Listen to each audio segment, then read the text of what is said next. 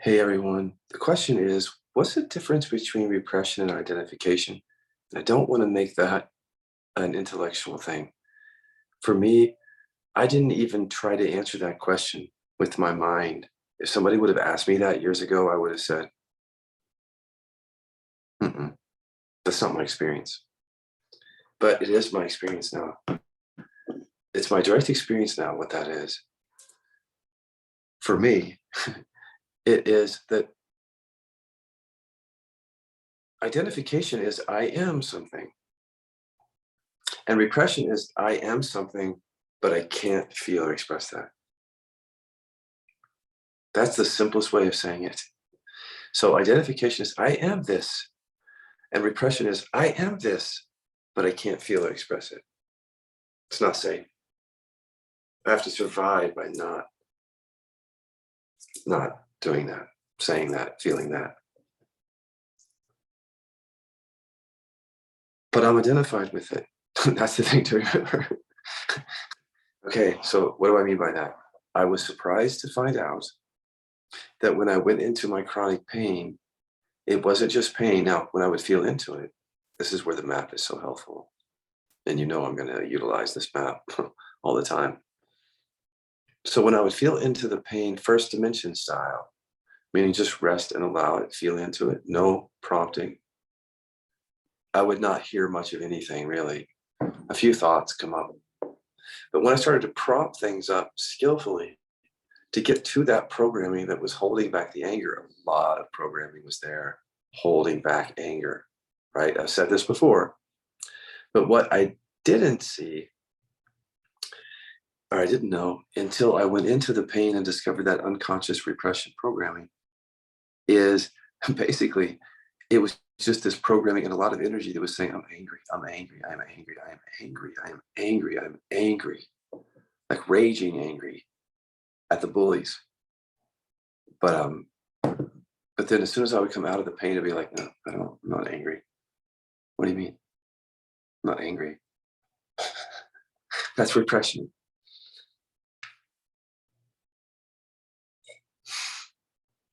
So, okay, that's what it's like.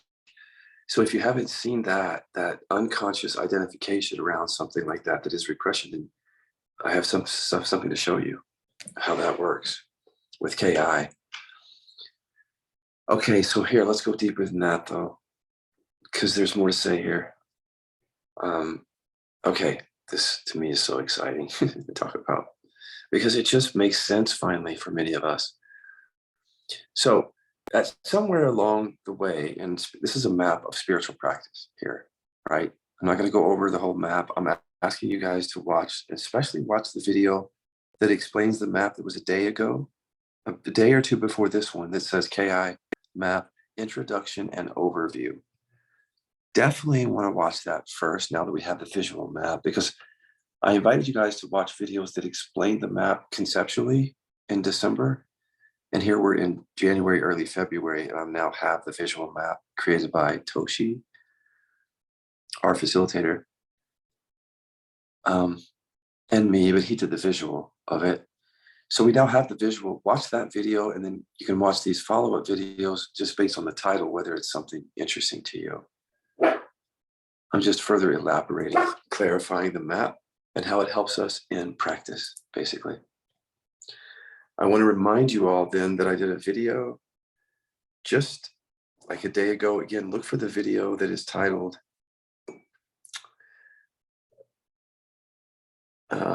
Emotional Repression Doesn't Feel Emotional at First, because I think it's in that video that I guide you through inquiry and I show you how the map is actually a map for direct experience. I go straight from the map to direct experience inquiry to show you this is not conceptual. This map is pointing to your actual operating system. I hope I showed it to you, and I'll show it to you more in the future. So I just want you to catch up, because I'm just doing a few videos, and I'd like. TikTok just decided, or YouTube decided to pop up there as I was trying to read your comments to me. I'm just trying to clarify certain things with these follow-up videos. So here is repression versus identification. So let's look at this. Somewhere in first and second dimension practice, meaning meditation, mindfulness, non-duality, and then when we get into inquiry, which is usually, if it's somatic-based inquiry, that's like second dimension. KI, Byron Katie, Sedona work, good non-dual teachers that do somatic inquiry, you start to see even more of the roots of the separate self-identity, what we call like core woundedness in KI or deficiency story. Mine through the years was I'm unlovable. That's what it was. I'm unlovable. And so let me see here. I have to do something here real quick, guys. Sorry. I'm unlovable was the identity that was strongest for me through the years. So that's the identity that kept coming up in triggers for me. This is what's so interesting about this. I was identified with I'm unlovable. And in that, I was identified with safer emotions, safer than anger, because remember, anger is my primary repression. So in my triggers, yes, there would be some anger, of course, but it would be mostly repressed. And so I would be not only identified with I'm unlovable, but also with the emotions like I'm sad, I'm wounded. And I wasn't repressing those emotions. I've never repressed those emotions, really. So that's why when people say, why don't you talk about hurt and sadness? Simply because I never repressed those. That's not a thing for me to repress those emotions. But it may be a thing for you. So I try to talk about it in a way that is inclusive for you. You may be a sadness repressor. But I use the anger repression example to talk about this, to talk about these things, because it's my experience. So I'm unlovable came with I'm also identified with sadness. I'm sad. I'm hurt. That wasn't repressed. Those emotions, that identification wasn't repressed. I knew it. I felt it. I identified with it. I mean, I had to make it conscious to really see it, the identity. But it was anger that was hiding under that. See, so when I finally went to third dimension work, what I found in the unconscious again was I'm angry, which means that's an identification. Just like I'm sad in this identity that used to show up for me. That used to show up. I'm sad. That doesn't show up anymore. I don't really get sad except for like at a Hallmark or like some Lifetime like show, just really cheesy. But I don't really get sad about things in my life or hurt that much, really, at all. It's not a primary repression. So again, when I discovered my repression, it was just like I said, I'm angry, but I can't show it, can't feel and express it. When I was working at the level of identity, that didn't show up. It was just, I'm unlovable, I'm hurt, I'm sad, I'm afraid. And yeah, sometimes I'm angry would pop in there, but mostly it was repressed.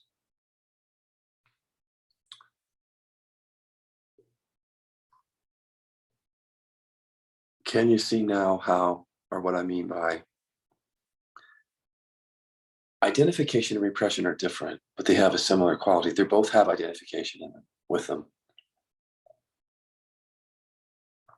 Let me show you another thing about this if you haven't seen it already. If I repress anger, another reason I use anger repression so much is I think it's a common primary repression in spirituality. I think a lot of us have come to spirituality as a trauma shelter, a shelter like the peace and quietness and meditation and mindfulness, all of that is very helpful to a nervous system that's traumatized to try to calm it down and not experience so much suffering. I think a lot of us are anger repressors, not all of us. But when you're repressing anger, you might have to put forth not just like I'm unlovable, like a painful story or identity, but like I'm good. I'm not angry. I'm a good person. I'm peaceful. I'm nice. I'm kind. I'm spiritual. People like me.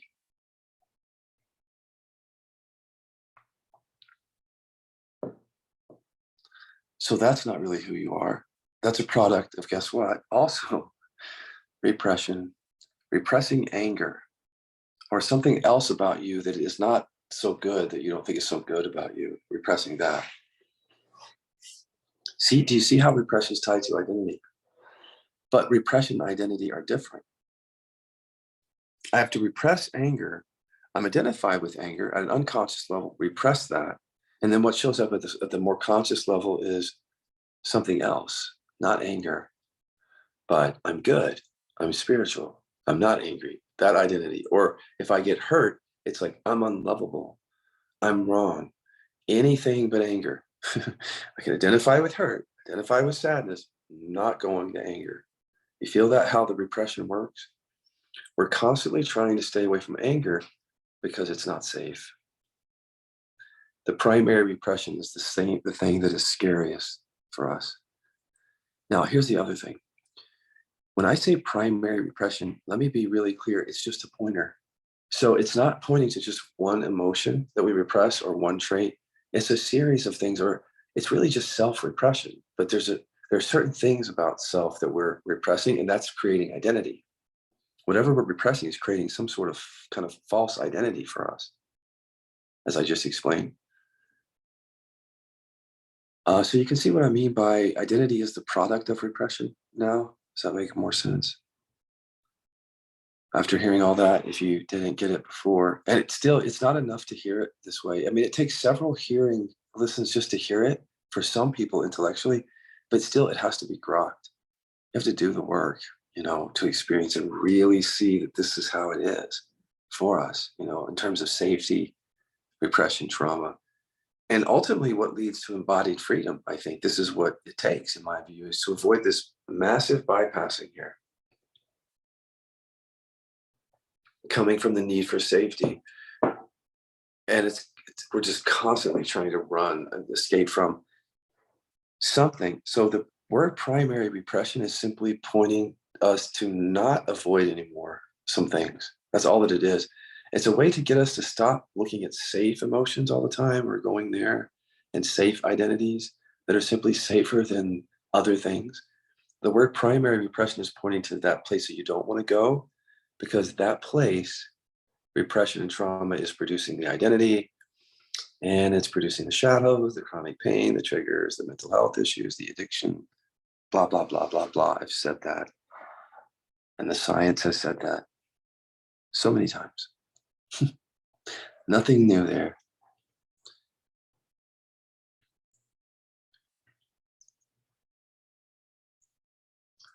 Identification versus repression. I hope that's at least one way that you can see it differently if it helps you. And now it's all about experience.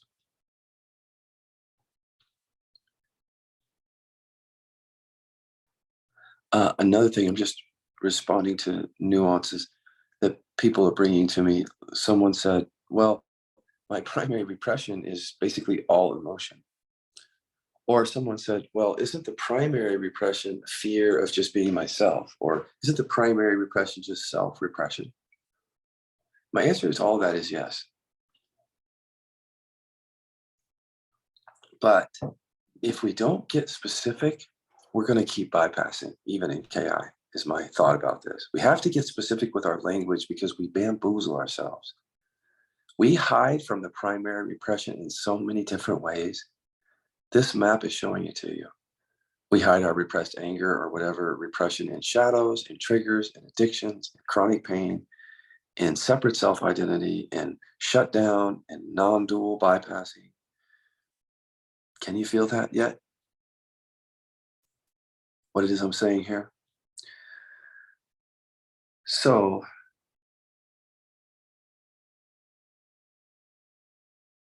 when we say things like repression of self, yes, that's what we're talking about here.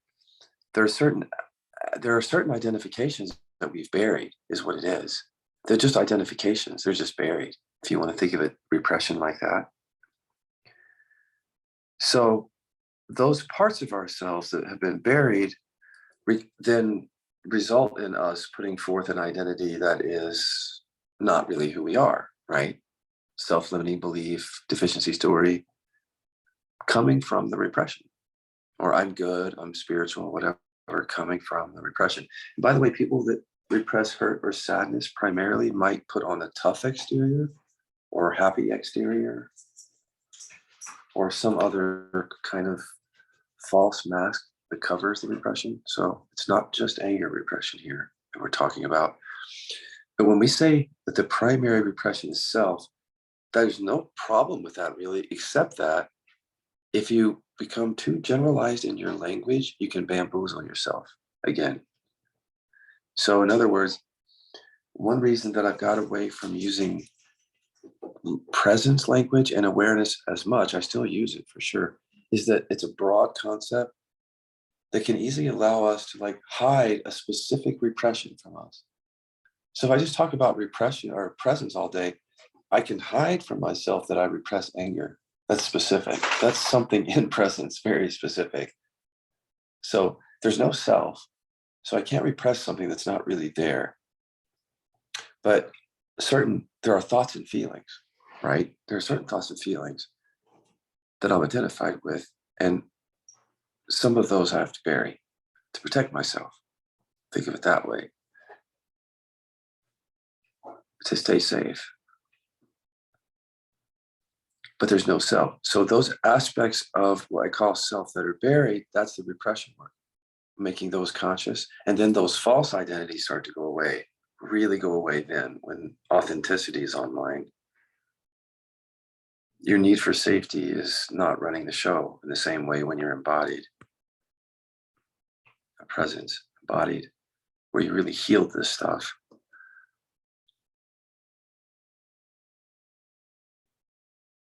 But repression of self and broad topics, broad words like presence, just have to, they're great. Words like that are great and helpful, right? Except to the extent that they pull our attention away from a primary repression that is already fooling us. See how it fools us? So we just have to be careful with language, that's all. So if somebody says, well, I repress all emotions, I would never want to invalidate their experience because they grew up in a household where for them, it felt like that no emotion felt safe. But all I do is I ask them to look a little bit deeper into that to make sure that within that full spectrum of emotions that you had to bury as a child, there may be some emotions or traits about yourself that you really had to bury. And it's just like that in a way, because we like to bamboozle ourselves to stay safe. So we might do it by saying it's all emotion, like I just repress emotion. That's a way of not having to focus on one particular emotion that's like really scary, see?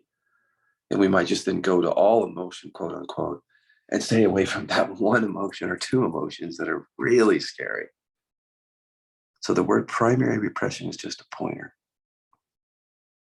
It's not to be taken like very literally and like there's one emotion or one thing that's running it. But it might be one thing. For me, it was anger repression and feminine repression were my primaries, and everything else was not as repressed. Shame was a big one, and shame was tied to anger. That's another video for another day. Anger and fear. At the unconscious level. Okay. So to recap, identification and repression are same but different. Words like presence or broad words like repression of self can be great. Pointers can also hide certain specific things from ourselves because that's what we do. Our consciousness hides repression. So it'll do it in any way that any language, any practice, any identity, any emotion that it can hide and get away from the unsafe primary repression, it will. And if it can do that with spiritual language, perfect.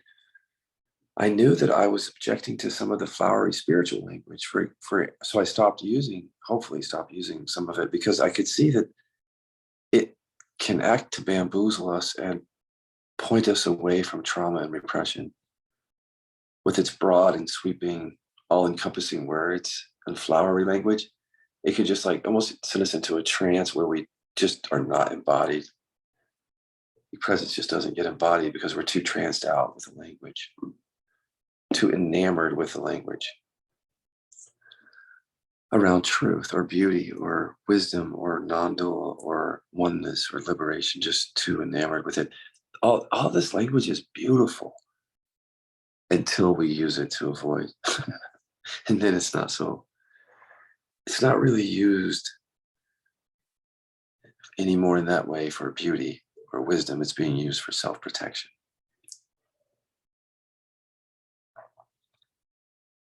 Unconsciously, of course. All right, guys. Let's see. I think that's it. Let's see where we're at here. There is one more topic, I think. Let me see if I want to bring that up.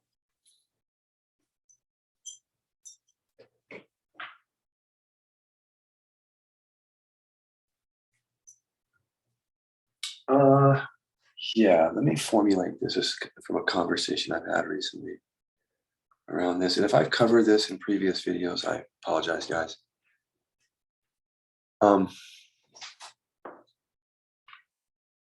Yeah, so someone also said, isn't fear the primary repression? Fear. Well, I would say this is, yeah, it seems to be the emotion. See the red line? Fear is connected to survival and safety, the need for safety. So when we repress anger, we're afraid to feel and express anger. If our primary repression of hurt is hurt or sadness, we're afraid. There's fear there. We're afraid to feel and express that.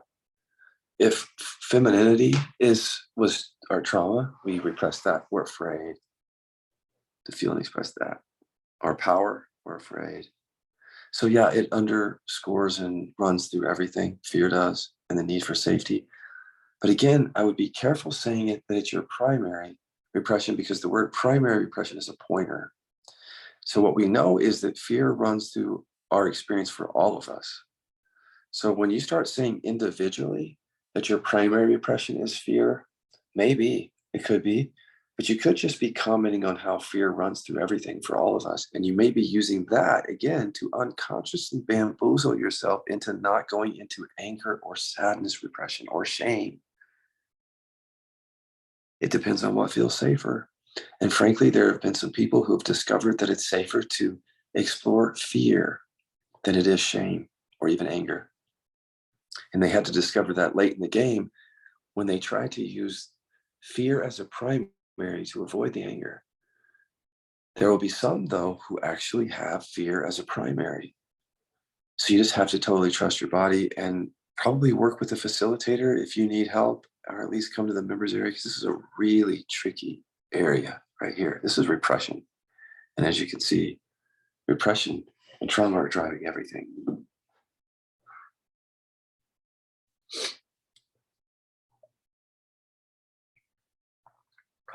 Some people will experience their primary repression as shame. And I think that that's fair to say that that's also for many or not, if not all of us, a very primary layer of emotion, shame. But first, I want to say that here in KI, third dimension, we're discovering that shame is made up of other emotions. I even joke around and call it shameger, to point out to people that when you feel shame from your past, there's anger there because you can't be yourself, whatever that is. So that little child has every right to feel anger, but if it didn't feel safe to feel anger over feeling shamed around something, that anger gets buried with that shame, that humiliation. And that part of you, you're afraid to let other people see. There's the fear. So shame is like a combination of energies, if you notice. It may not be its own energy per se, but there's certainly a certain flavor to it. But here's the thing is we all share this.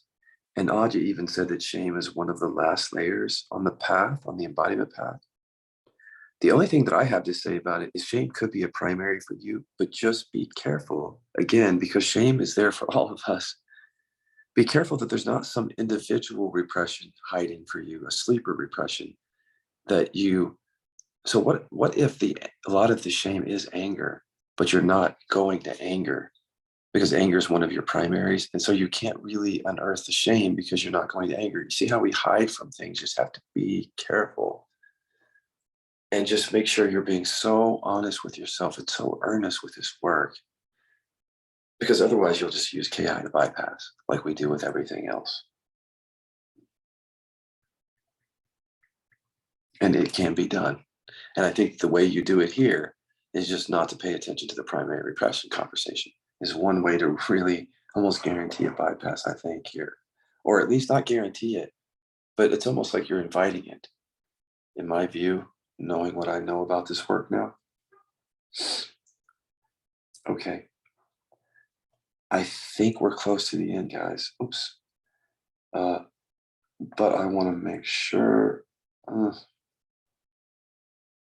Just checking to see if there's any comments that I want to talk about. This is from YouTube, your comments.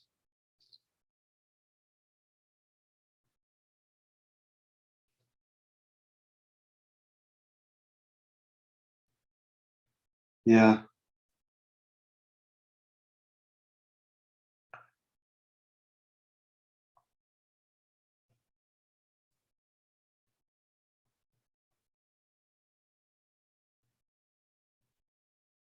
Yeah. So I'm sorry, I'm just reading your comments and you can't see them. But people are talking about inertia, and this is a topic that you don't hear a lot. Just real briefly, because I think this is really pertinent here to the map. So I done videos on inertia, what I call spiritual inertia, which is basically unresolved trauma and repression that's in your body. And when you awaken to awareness, when that shift starts to happen, there can be the dissolving of the ego anyway. So basically that's the dissolving of your false, ego consciousness, like the what you developed in childhood, the pattern, the scripts, the deficiency stories, things like that, separate self-identity. Um,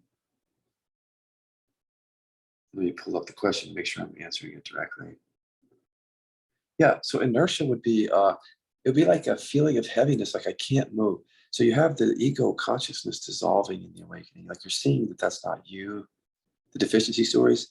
So the motivations from the deficiency stories and from ego fall away.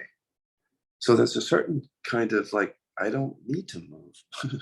I think of like Eckhart on the park bench, just sitting there and being, just being. There's an element of that in realization, just presence, being. And so, nothing really has to get done because I'm not that story. Story comes and goes, if at all, at that point. There might be the quieting of the story and just being. So, in that, there's a natural falling away of all the worldly movement to try to get this and get that from lack or deficiency. But what I think people are not taking into account because of the great non dual bypass is that trauma and repression held in the body can weigh you down and have strong programming that says, I can't. So the freedom that you experience in non-dual awakening is that I don't have to. Like I can, but I don't have to. I don't get my sense of self from going and doing something, but I can. I might enjoy doing something, but not looking for myself in that. There's that freedom. See that you get from you can get that freedom from just the first and second dimension work. But the weighing down the spiritual inertia that I'm talking about is unresolved trauma. And when you really go and investigate it, it's actually it's the things like fear of rejection. It's being hurt from childhood and not being able to trust yourself and being like programmed to think that you can't do things and holding yourself back, your emotions, your creativity, your anger, yourself. And that's the inertia of repression. So as you wake you to awareness, you might feel that it's not just that you can do something, but you might not want to, is that you can't. And your body literally feels like that when you do inquiry around it. Let me show you. So just rest here for a moment. Bring awareness into the inner body. Feel all the way into it. And I want you to imagine something that you've been wanting to do or thinking that you should do, but you can't. Like something is stopping you or there's procrastination. I want you to feel into that and just say, okay, I can go do that right away now. Say it several times and check your inner body. I'm going to go do that right after this video or as soon as I can. Do you feel the energy that seems to say no? See, that's not freedom. See, that's repression. So, you don't want to be fooled into thinking, I'm just awakened. And so I don't have to do any of this stuff. No, the truth is you can't. See, because when you say, I can go do that, your body says, no, you can't. That's your conditioning from childhood. It's not just energy. If we were to go into that energy skillfully with third dimension work, you would find trauma and repression programming holding you back. That's the inertia. So what I'm saying to people is it's not just the initial awakening to awareness that's going to bring flow and all that movement or freedom in life. It's going to be the embodiment of that because the inertia is in the body for many of us. This is good news for those of you who are out there and you're sitting there and you've been sitting there for a while in your house and you're following the non-dual teachings and you're feeling very free or very peaceful, but you don't want to do anything. And you can't. Here's the thing. There's a lot of stuff that I like to do. My life can be rather just not eventful, but I do. I like to go and do. I used to have a lot more inertia when I had repression. A lot less movement, a lot less flow. So I'm really a living example of this. That this has to be looked at on the awakening path for many of us. And that this whole thing that the ego is dissolving and that's why you don't want to do anything is not the whole answer. This is again just how we miss all this stuff is because we don't have the practices or the pointers to get to the real drivers behind suffering, which is, of course, as I always say, repression, trauma. All right, guys. Thanks for showing up today. Love you all.